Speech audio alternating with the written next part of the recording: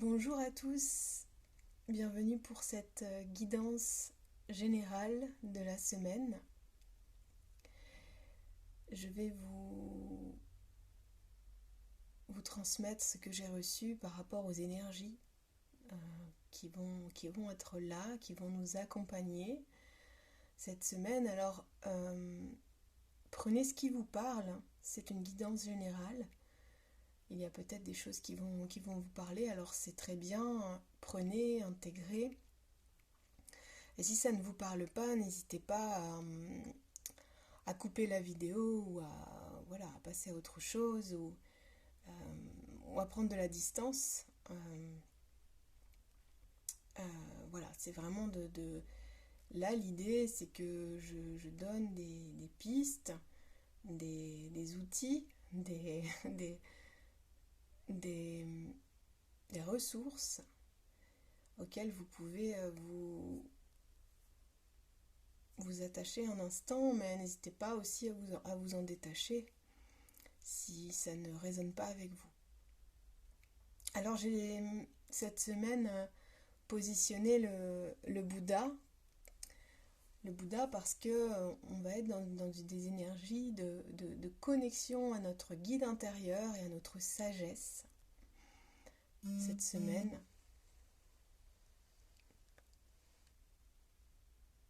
Et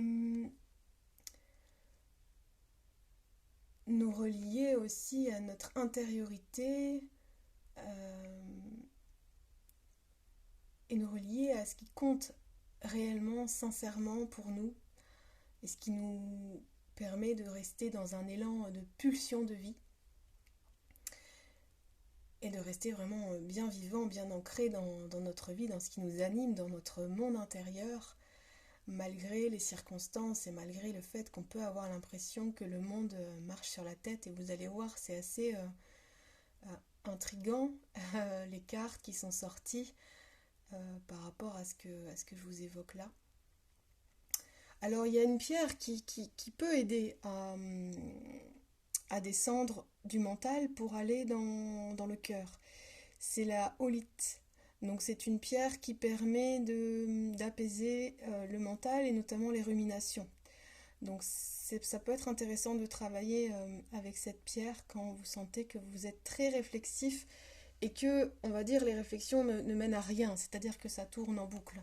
Parce que le mental, comme je le dis toujours, c'est intéressant pour planifier, pour s'organiser, pour prendre du recul, pour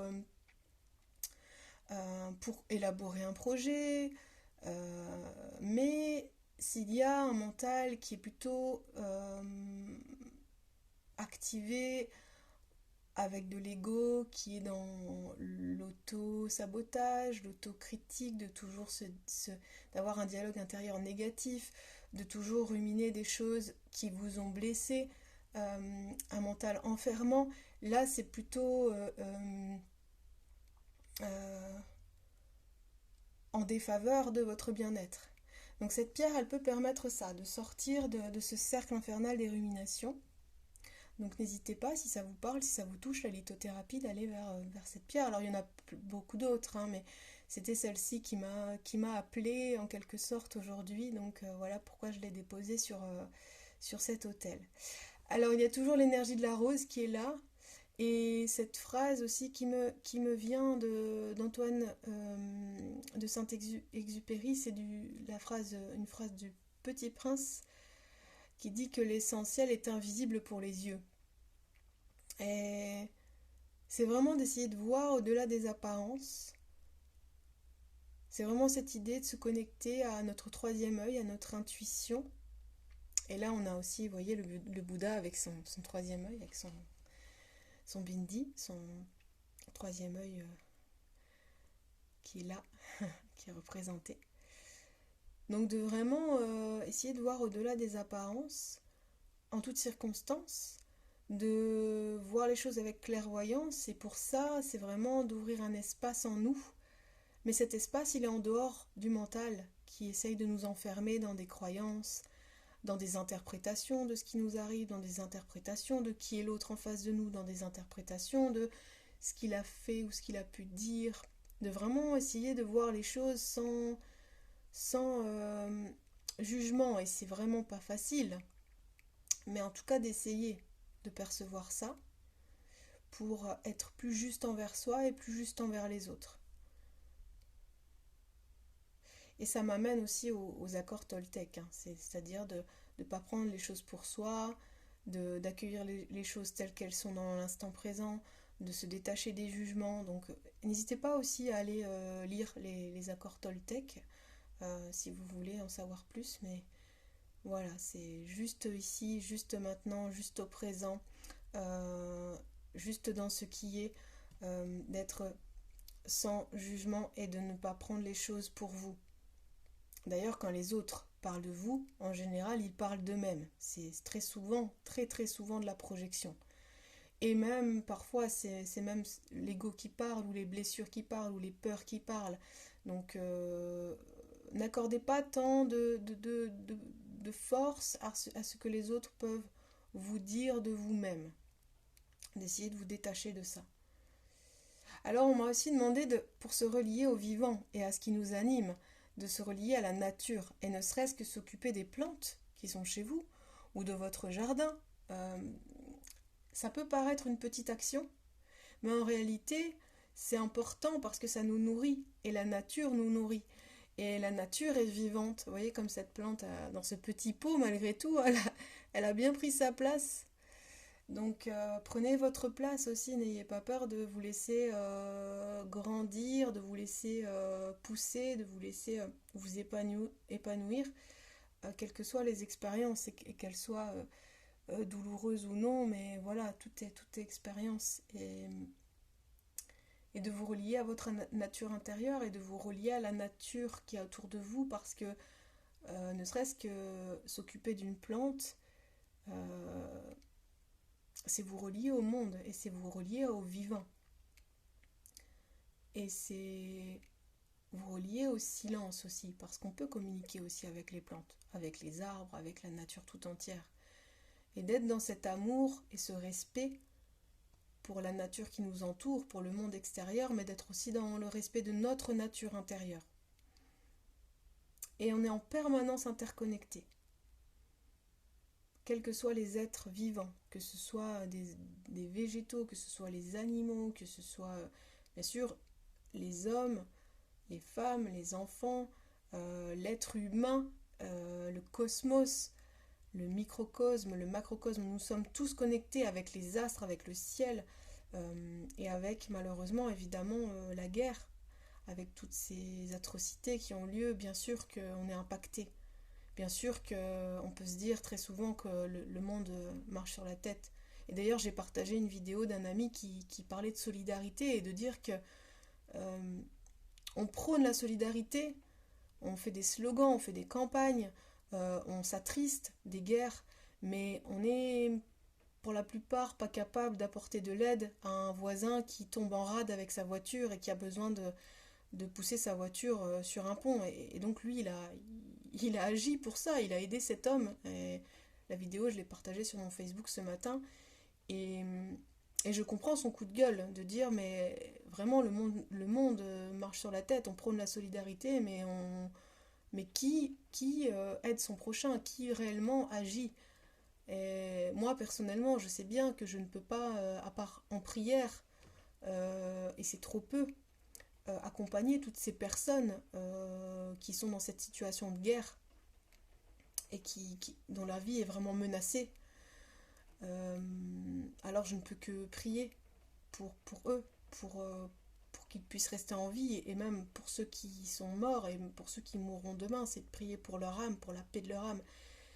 Mais concrètement, qu'est-ce que je fais, moi, dans ce monde, dans cette société, pour aider à mon niveau la part du colibri? Qu'est-ce que je peux faire pour aider? Alors je reste dans mes valeurs, alors je reste solidaire, alors je reste à l'écoute, alors je reste dans le soutien, parce qu'actuellement, voilà, moi j'ai perdu une amie qui s'est suicidée là très récemment, et j'avais envie d'être en soutien avec les personnes qui l'ont connue. Alors c'était ça, moi ces derniers jours c'était ça, c'est d'être en soutien dans cette épreuve. et en soutien aussi avec moi-même pour accueillir ça en moi et pour être en paix aussi avec ça. Mais il est question de ça dans cette guidance, c'est quelle est ma place dans le monde, quel est l'essentiel pour moi dans ma vie,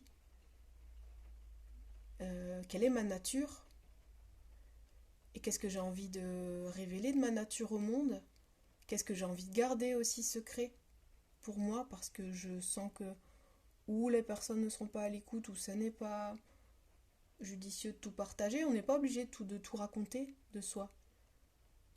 On a le choix, et on a le choix de vivre, et on a le choix aussi de quitter ce monde. Nous sommes des êtres de choix. Et en même temps, c'est de comment se relier à la vie dans toutes ces épreuves, alors qu'on est entouré de la mort. Comment apprivoiser cette mort, comment la voir, comment l'appréhender, comment la vivre. En plus, dans cette période de Toussaint, bien sûr qu'on célèbre nos morts et on a des rituels pour le faire dans toutes les cultures. Et moi, ce qui m'a vraiment aidée ce week-end, le hasard a bien fait les choses parce qu'il y a un festival qui s'appelle le Festival de la mort qui tue en Belgique. Et je suis allée participer à des cérémonies mexicaines pour fêter les morts, mais de manière plutôt joyeuse.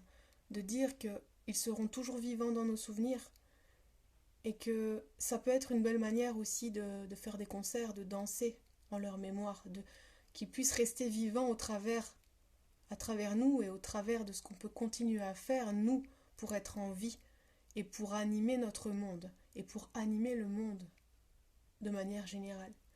Donc j'étais vraiment dans ce questionnement-là et ces énergies vont être comme ça cette semaine. C'est quelle est ma place, qu'est-ce que j'ai envie de partager, quel est mon élan vital, quels sont mes essentiels, qu'est-ce qui se passe à l'intérieur de moi et comment je peux avancer sur mon chemin et comment je peux aller vers mon mektoub, mon destin. Et avec légèreté. Alors on m'a aussi indiqué de mettre cette petite plume de pique et pêche. Alors c'est assez cette histoire de la plume, de cette plume là. Je suis allée faire une balade nature pour découvrir la faune et la flore aux alentours de Merville, dans une forêt. Et il y avait donc un oiseau, malheureusement, qui a été attaqué certainement par un renard. Et il y avait des plumes de pique et pêche par terre. Et donc on a pu, tout le petit groupe a ramassé une petite plume pour transcender cette énergie. Donc c'est une plume qui est posée sur mon bureau et qui m'accompagne pour essayer de voir la légèreté de la vie et d'essayer de pas trop prendre au sérieux les choses, même si évidemment quand on traverse des deuils, et encore plus quand il s'agit de morts violentes et soudaines et imprévues, ça peut être très difficile à vivre. Mais vous voyez que il y a différentes manières de faire un deuil, différentes manières de rendre hommage et différentes manières de se souvenir des personnes disparues. Et que ça peut être bon aussi de danser en leur mémoire, de chanter en leur mémoire, de rire, de se souvenir des belles choses, de se souvenir de l'essence de ces personnes, de ce qu'elles ont pu nous apporter, de ce qu'elles ont pu nous transmettre, de ce qu'elles ont pu nous apprendre aussi durant leur temps de vie. Et pour moi, la vie, de toute façon, l'âme est éternelle, donc la mort est un passage et elle fait partie de la vie. Et de là où elle est et de là où ils sont, tous mes amis que j'ai perdus de cette manière très violente, très soudaine, ils sont là quelque part et ils vivent au travers de moi. Et là, à ce moment-là où je vous partage ça, je sais qu'ils sont là quelque part et qu'ils sont toujours bien présents et bien vivants dans mon cœur. Voilà, donc j'espère que ça pourra vous apporter le soutien dont vous avez besoin d'entendre ces mots, parce qu'il n'y a pas de hasard, comme je dis souvent. Et certainement que si vous écoutez cette guidance, vous avez été touché par ça. Donc voilà, en tout cas, je suis de tout cœur avec vous à cet instant et je sais à quel point ça peut être difficile de perdre des proches et des amis de cette manière-là. Alors, la carte totem qui est ressortie aujourd'hui, c'est le coucou terrestre. Et alors le coucou, Il nous invite à, à nous relier à l'humour, à la légèreté de vivre. Gardez votre sens de l'humour et ne prenez pas les choses avec autant de sérieux. Voilà. Et ça me parle beaucoup parce que, en réalité, j'ai eu une discussion lors d'un atelier hier qui s'appelait Infusion immortelle, où on a pu, en fait c'était un cercle de parole où on a pu parler de la mort sous toutes ses formes et des deuils qu'on a traversés et qu'on traverse, et c'était bienvenu, vraiment le hasard a bien fait les choses, puisque donc j'ai appris ce décès brutalement vendredi, et en fait tout le week-end il y avait des fêtes autour de la célébration des morts, des cérémonies mexicaines, donc je me suis sentie vraiment accompagnée dans ce deuil. Et en plus de ça, hier, il y avait un atelier vraiment spécifique. Donc c'est vraiment bien tombé. L'univers a fait les choses pour pouvoir m'accompagner dans ce cheminement-là. Et,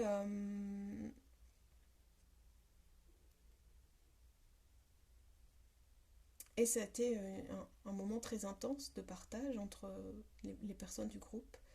Et puis ça s'est terminé par des chants autour du feu, donc c'était vraiment une belle manière. Et puis des rires, voilà, donc c'était, on s'est relié à ça, à se relier aux belles choses.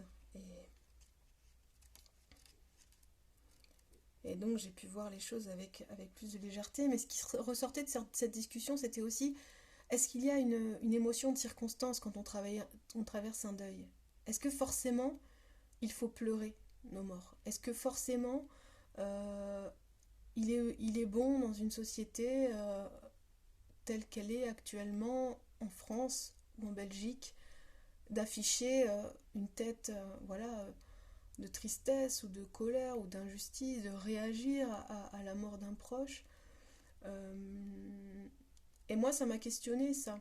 Alors oui, certes, j'ai eu besoin de pleurer et de toute façon, les pleurs étaient là. J'avais besoin de traverser cette tristesse aussi et ce sentiment de culpabilité, de peut-être n'avoir pas su faire, pas su dire, pas su agir pour aider, pour empêcher ça, pour empêcher quelqu'un de se donner la mort. Mais très vite, je me suis dit que c'est un choix aussi. Ça peut être un choix. Et je dis ça sans jugement, hein. C'est que, voilà, tout est choix dans la vie. Et puis, quand je suis arrivée à l'église, je pensais vraiment que c'était une cérémonie qui allait être, on va dire, classique. Et quand je me suis rendu compte que c'était un concert et que c'était festif et qu'on rendrait hommage à cette jeune fille et puis à d'autres qui étaient sur l'autel des morts, j'étais un peu comme dépossédée de mon droit de pleurer parce qu'en réalité j'avais besoin de ça. Et j'étais déstabilisée d'arriver et puis de voir que c'était pas du tout ce que je pensais, que ça allait pas être une cérémonie classique, mais un moment de fête. Et puis finalement, et à un moment donné dans le concert, j'étais prise d'émotion et je me suis laissé le droit de pleurer et d'accueillir ça. De prendre ce droit et de m'autoriser à pleurer malgré les circonstances joyeuses et que tout le monde avait envie de faire la fête autour de moi, alors je me suis reliée à mon guide intérieur et j'ai laissé faire, j'ai laissé l'émotion me traverser. Puis ensuite, je suis revenue à la joie et à la gratitude d'être là, avec les vivants, pour célébrer les morts. Et ça, c'était assez fort et intense de me dire, alors oui, la vie continue, voilà. On va essayer de continuer à vivre, à garder cette pulsion de vie pour toutes ces personnes qui sont parties. Donc j'avais envie de vous partager ça aujourd'hui, ce qui m'a traversé ce week-end. Et évidemment, alors je me suis reliée à une énergie plus légère, voilà, au rythme de la musique, des chants, de la danse. Et du coup, ce coucou terrestre-là, il est là pour nous dire ça. Alors cette semaine, de pouvoir vous relier à ça. Je suis en train de chercher, alors c'est les messages des animaux totems. Voilà.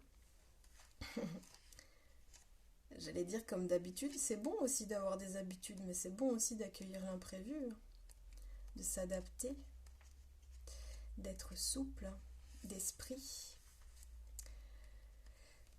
Il est tentant de considérer la vie dans toutes ses manifestations, ses mutations et ses variations, comme quelque chose à prendre très au sérieux.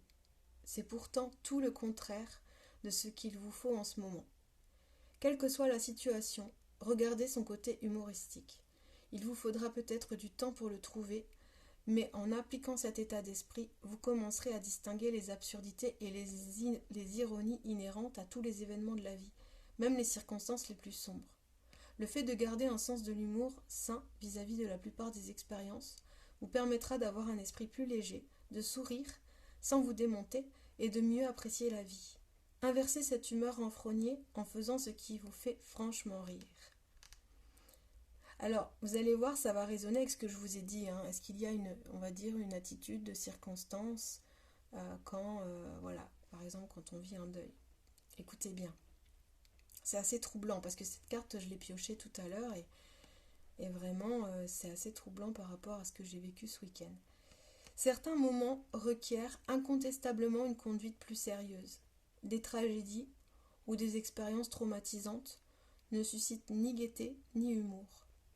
Lors de ces événements, il convient d'appliquer les restrictions sociales appropriées, exigeant l'expression d'émotions adaptées aux circonstances. Ces circonstances sont cependant temporaires, et comme tout autre, disparaîtront rapidement.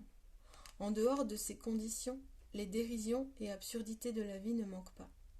Au lieu de vous sentir victime personnellement de ce genre d'imprévu, prenez une profonde inspiration, appréciez l'humour de la situation et partez d'un grand éclat de rire. Vous voyez, en réalité, c'est vrai que après c'est très culturel. Le deuil, comment on vit le deuil? Est-ce qu'on a le droit de rire à un enterrement? Est-ce que c'est bien vu? Alors moi je dirais que c'est une question de point de vue. Parce que vous voyez bien, au Mexique, quand on célèbre les morts, c'est très gai, c'est joyeux, c'est rayonnant, c'est... Alors je vous laisse libre de penser à ce que vous pensez, mais c'est très, pour moi, cette lecture de la carte, ça vient vraiment questionner ça. C'est quoi l'expression de circonstance? Qu'est-ce qui est bien vu socialement? Et en même temps, je vous ai dit, dans cet état de fête, dans ce contexte, dans cette ambiance de fête, ça n'a pas empêché que j'exprime ma tristesse. Et c'était bienvenu aussi. Voilà, je pense que tout est bienvenu. Et que si c'est juste pour vous de pleurer dans une fête ou de rire lors d'un enterrement, alors laissez sortir l'émotion. Et en plus de ça, certaines personnes, le rire,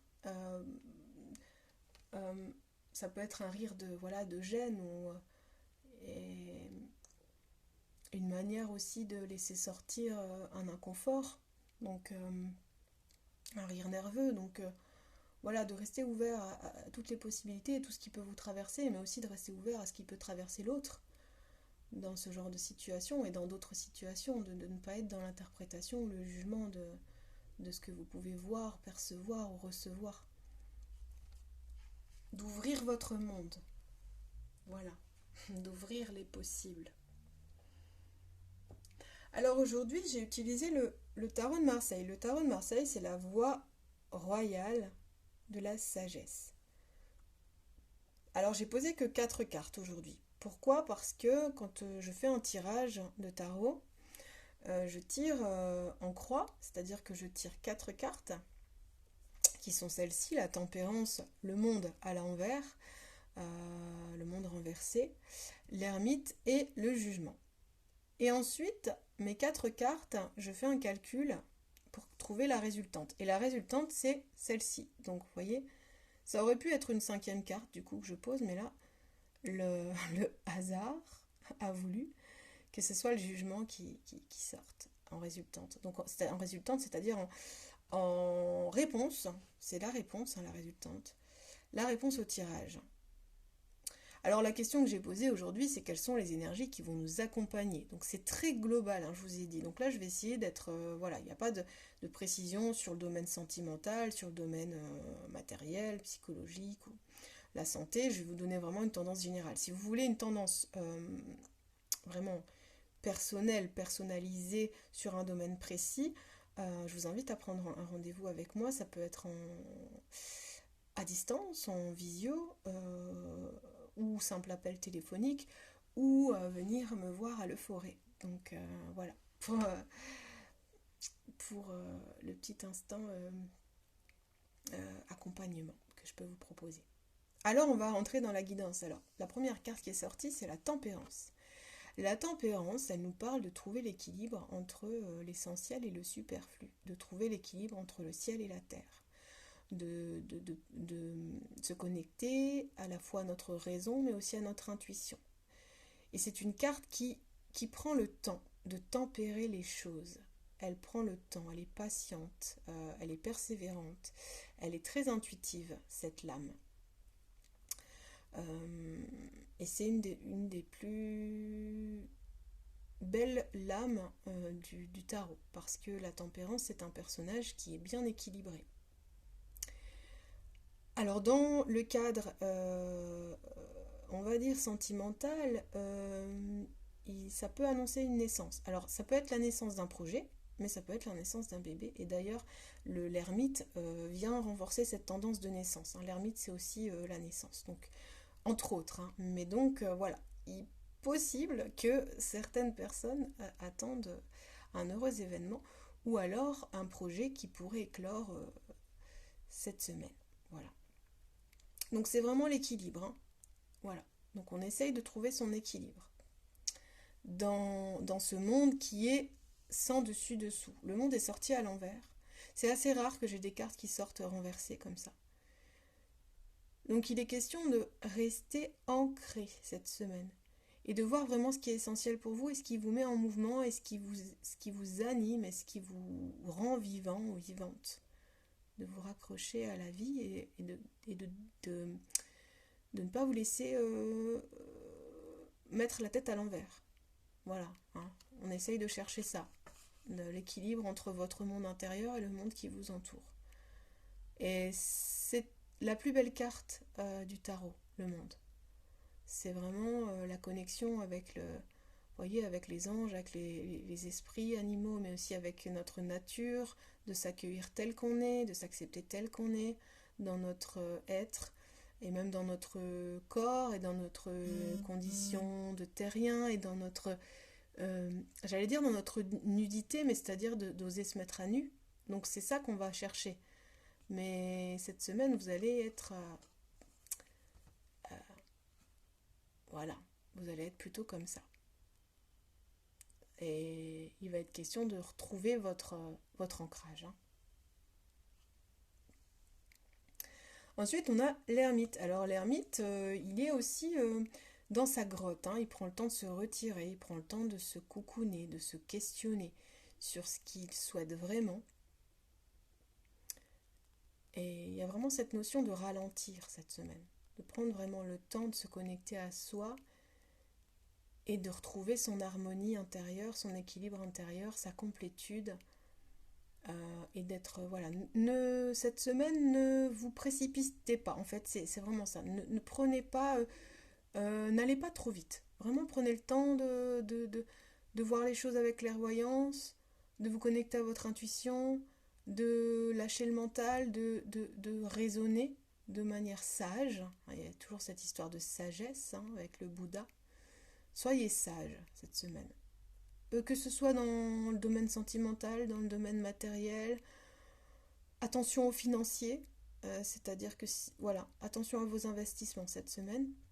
Et puis, l'ermite, en ce qui concerne la vie sentimentale, prenez le temps de bien choisir votre partenaire, laissez le temps au temps, laissez les choses s'établir, ne précipitez pas les choses, oui. J'ai du mal à le dire ce mot. Ne précipitez pas les choses. Pas d'urgence. Allez-y un pas à la fois, un jour à la fois. Et la tempérance nous parle de ça aussi. L'ermite et la tempérance, vous voyez, c'est les deux cartes. Donc c'est vraiment prenez le temps. Avancez. Vous voyez, il a un bâton là. Et il a une lanterne et un bâton. Avancez au fur et à mesure, laissez les choses s'éclairer. En fait, il y a aussi cette notion de laisser faire les choses, laisser arriver les choses. Avancez lentement, avec sagesse. Et alors là, c'est le jugement. Donc le jugement, c'est très fort, hein. C'est une carte forte. C'est aussi une carte, ça fait partie on va dire, du bout du chemin, de l'éveil spirituel, hein. Parce que le tarot, alors c'est un jeu, mais en réalité, c'était un jeu qui a été créé pour transmettre la sagesse de manière cachée. Pour transmettre vraiment des vérités spirituelles de manière cachée à l'époque.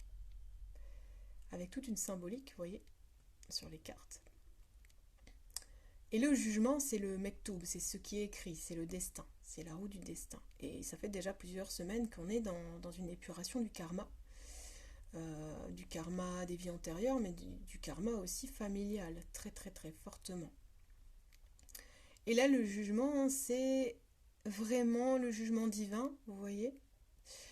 C'est ceux qui ont œuvré pour la lumière seront récompensés, et ceux qui ont œuvré pour l'ombre, eh bien, elles auront les punitions à la hauteur du mal qu'ils ont fait.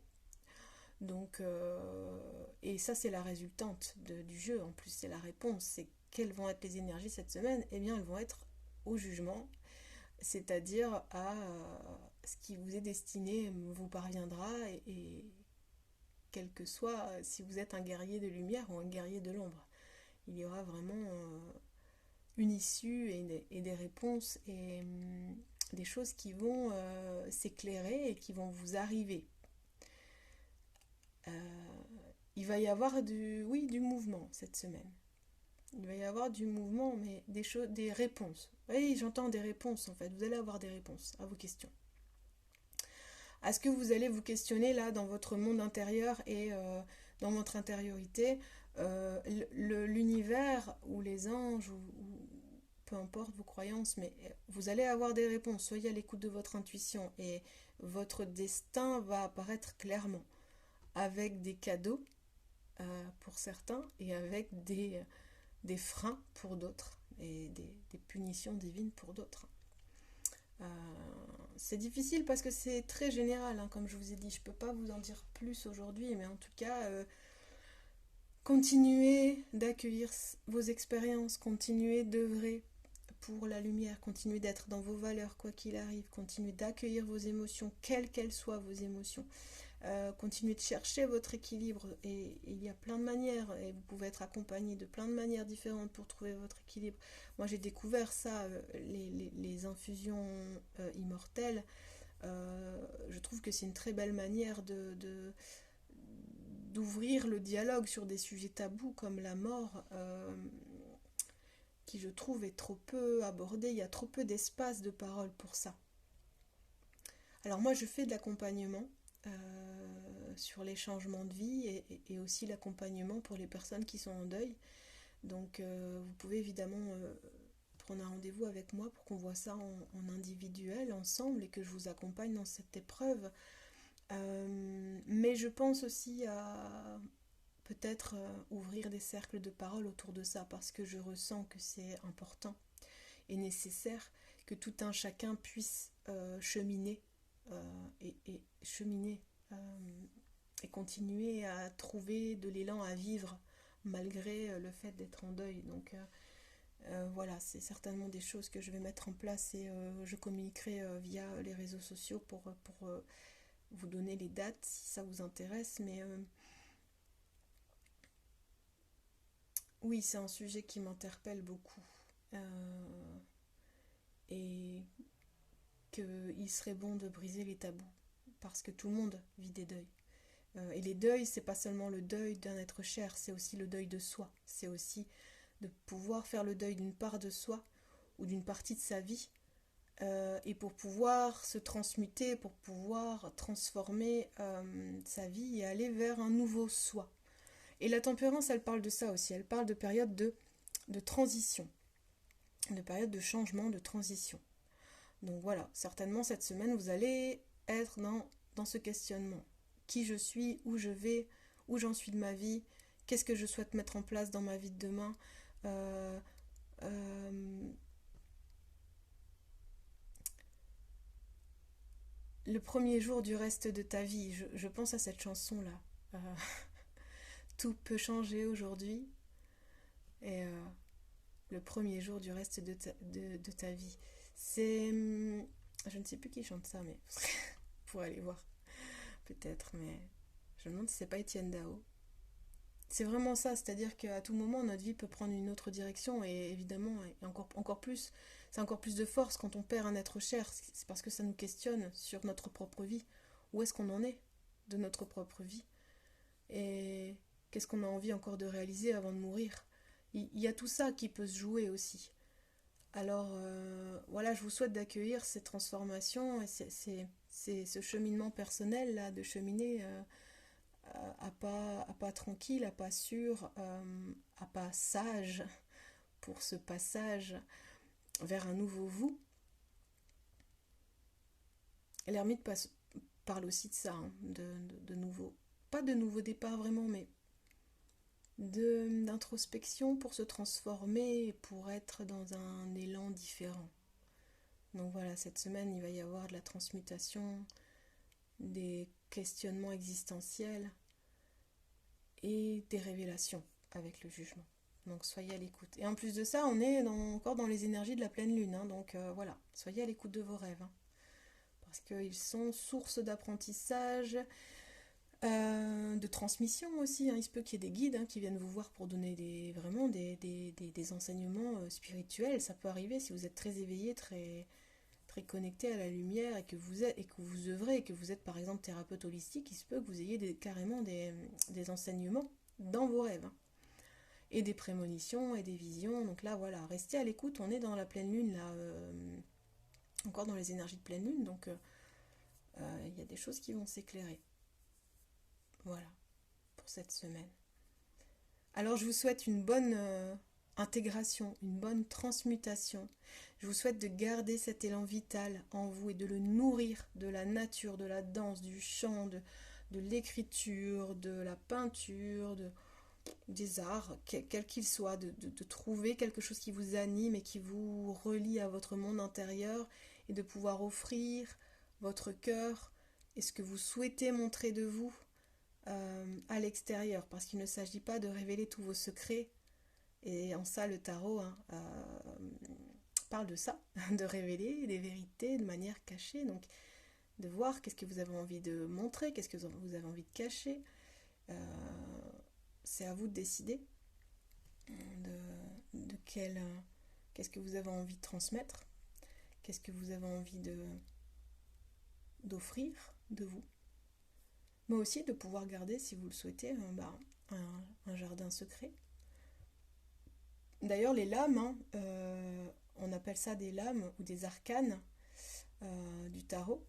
Là, c'est les arcanes majeurs, mais il y a aussi des arcanes mineurs. Et le mot arcane, ça veut dire secret. Donc, voilà. Qu'est-ce que vous avez envie de garder secret, rien que pour vous, dans votre monde, et qu'est-ce que vous avez envie d'offrir au monde extérieur? Je vous laisse à cette réflexion et je vous souhaite une très belle journée et une très belle semaine. Et je vous dis à très bientôt.